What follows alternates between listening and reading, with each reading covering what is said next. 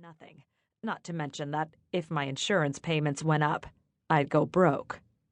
As I dug in my purse for my cell phone, one of the warbling robins flew over and deposited a big white blob of bird poop on the trunk. With a shudder, I turned my back on the scene of the crime and called the police dispatcher, who promised to send someone out as soon as possible. My assistant, Lottie Dembowski, was watching me through Bloomer's window, a look of horror on her face. I signaled back to let her know I had everything under control. This was not the colorful start I'd had in mind earlier that morning. Lottie had to unlock the door for me since I was too rattled to find my keys and the shop didn't open for another hour. She was dressed in her usual summer getup: bright pink loafers, white denims that fit her size 14 body a little too snugly, a pink blouse that gaped where it stretched across her ample bosom, and a pink satin bow snuggled into the brassy curls above her left ear Shirley Temple style.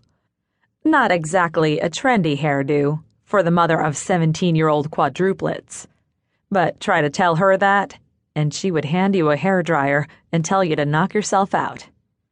After raising those 4 boys, nothing fazed Lottie. "Are you okay, sweetie?" she asked, looking me over from my shoulder-length bob to my open-toed black mules.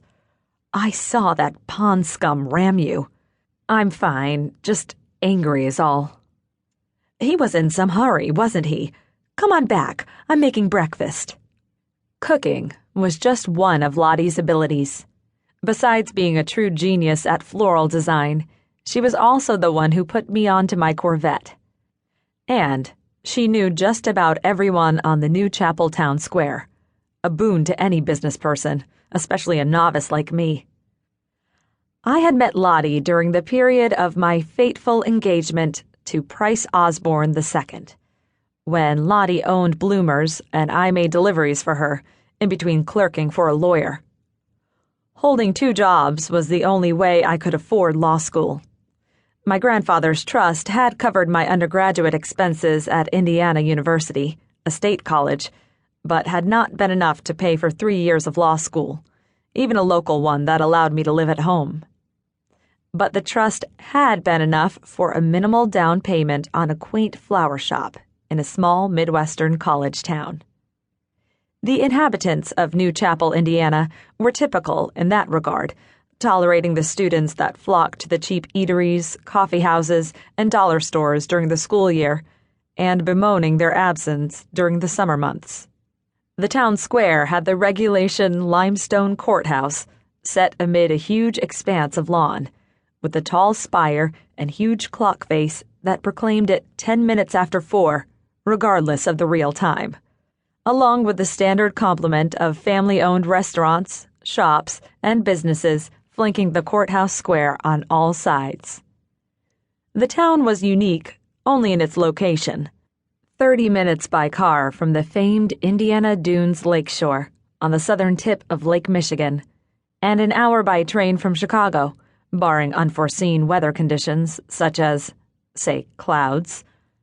New Chapel was close enough to take advantage of the big city highlights, yet far enough away to escape the madness. The population was eclectic, ranging from blue-collar workers employed by a nearby steel mill to farmers in the outlying county, to business people who commuted to the Loop, to the professors and students at New Chapel University.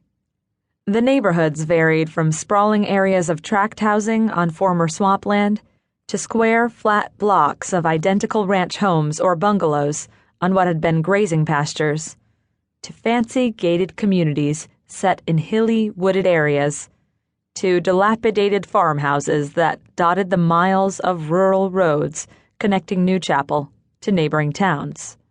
I had always loved the charm of Bloomers, with its 2 multi-paned bay windows displaying a colorful array of flowers and its old-fashioned yellow-framed door with beveled glass center.